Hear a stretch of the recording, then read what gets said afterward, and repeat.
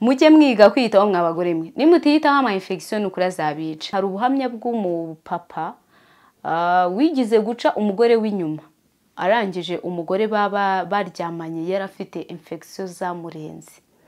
Nuko ngo mwese muri abantu bakuru. Jewe mu by'ukuri maze kubona ko abagore tudakunda kunywa amazi, kandi umuntu utanywa amazi inshuti yanjye ufata Romali warangiza bamwe bayiteka mu mazi, abandi bakacanira amazi bakayabiza bagasuka mu ibasi bakarambikamo. Undi umugore utanywa amazi kuko aba ari mugore nyabaki.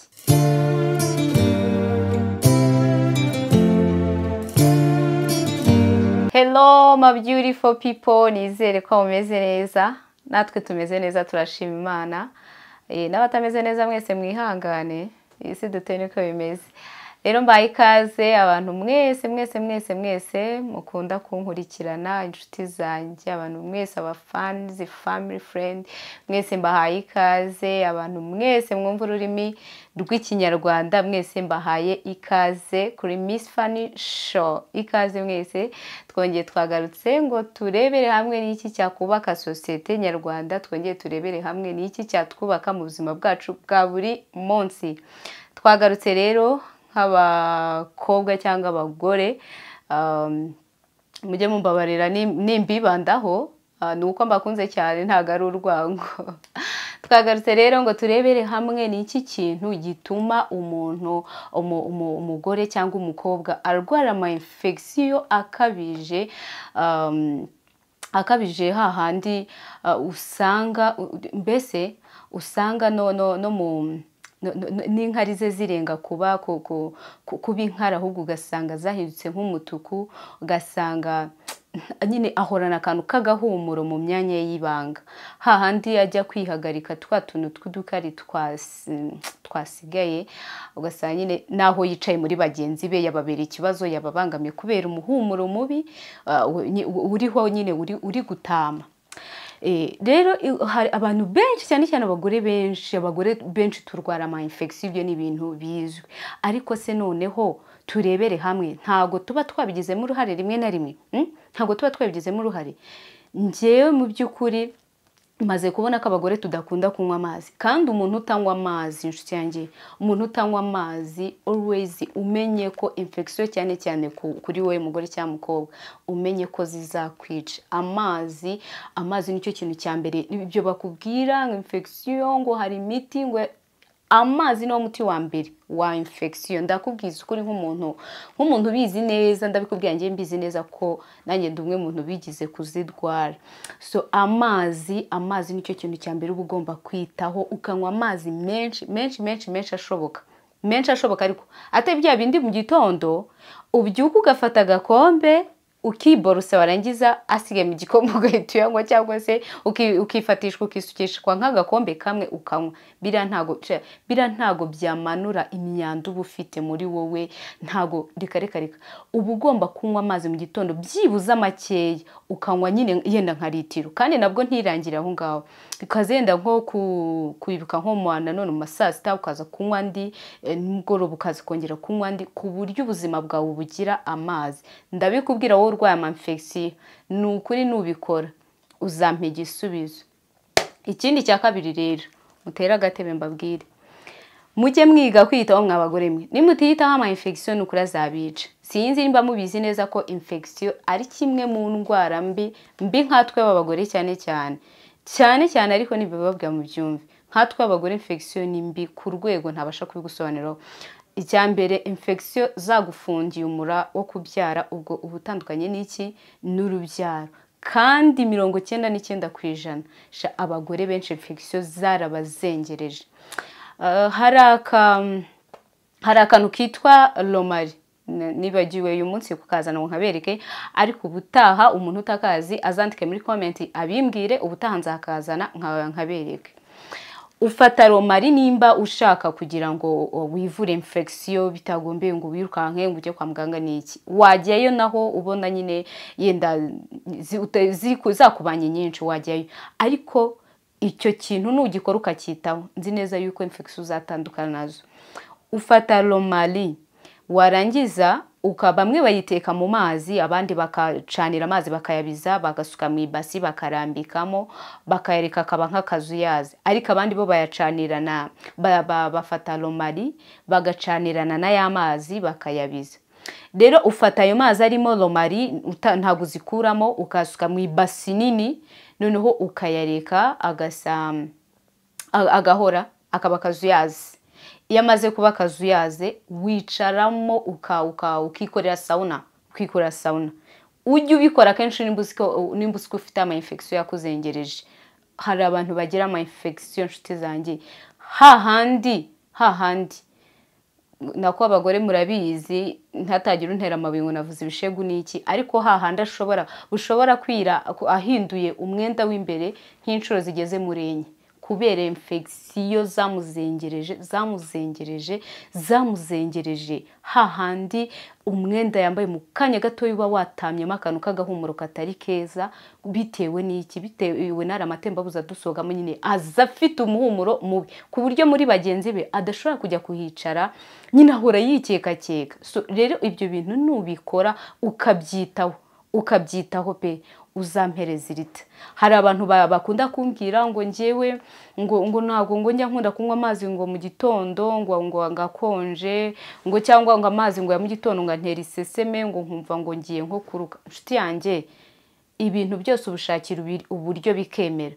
Nimba mu gitondo ushobora kunywa amazi akagutera iseseme kumva ugiye kuruka, jya uyateka uyanywa ari akazuyaze, ariko making sure ko wanyweye amazi, ubuzima bwawe wabugize iki, wabugize amazi. Ikindi kintu buriya mwe mutazi, infection z'abagore ziragenda zikatwihishamo ku rwego twebwe ubwacu natwe ubwacu tuzigira ntabwo turazisobanukirwa. Infection ni mbi cyane, ziragenda zigahinduka acide yayindi iteye ubwoba. Hari ubuhamya bw'umupapa wigize guca umugore w'inyuma,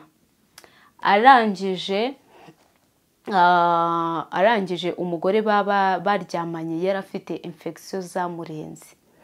Nukuvuga ngo mwese muri abantu bakuru, aha n'ahariho hose hatarukiye amatembabuzi cyangwa amavangingo, yarahiye gutya byo gushya nk'umuntu bamennyeho iki amazi, bitewe n'iki n'ama infection.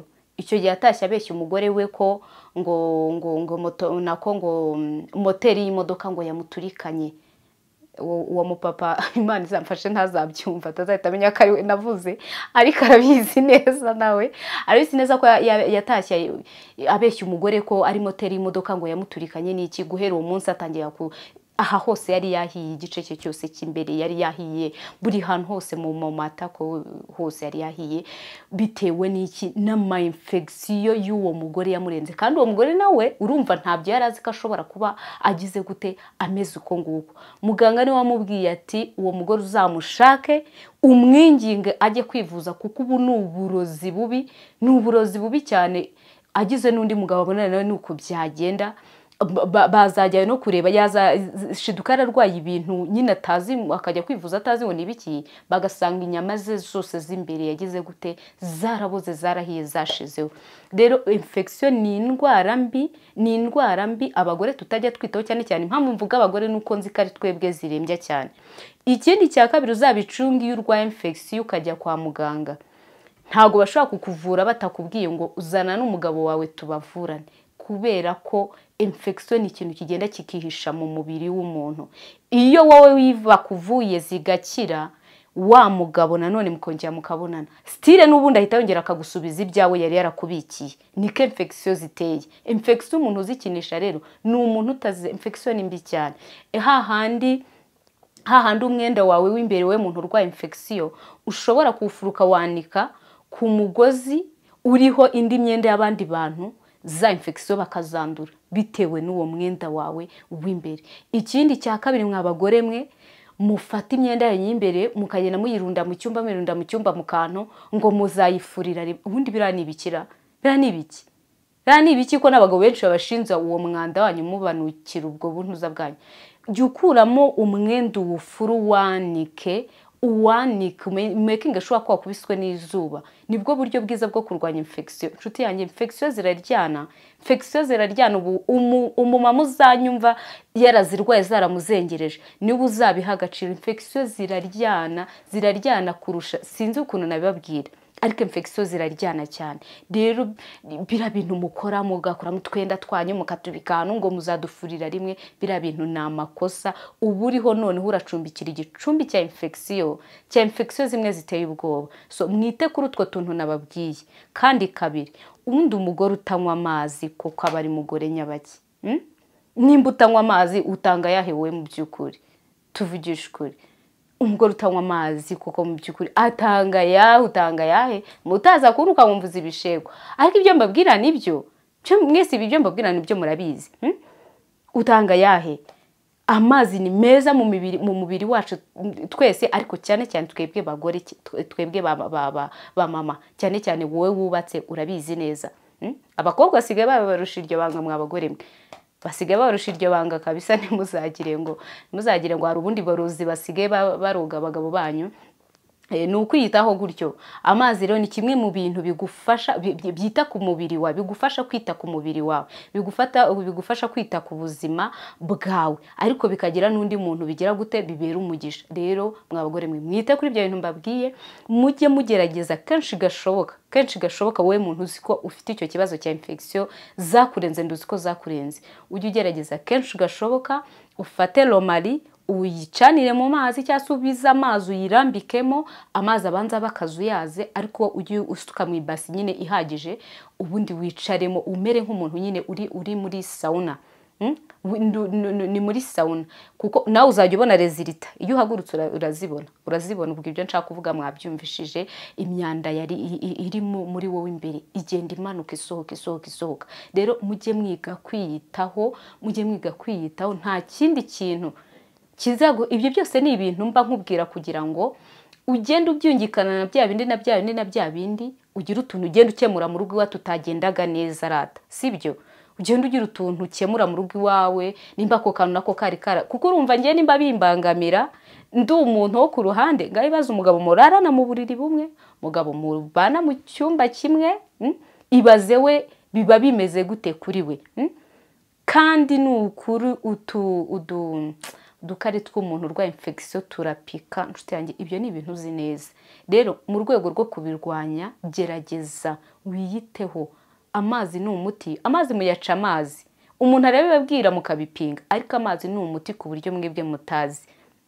Ngewe ibyo ni ibintu nzi bikora kandi bitagombera amafaranga. Pana bya bindi ngo ngo tuvure, banza ukora ibyo bintu nawe wivure.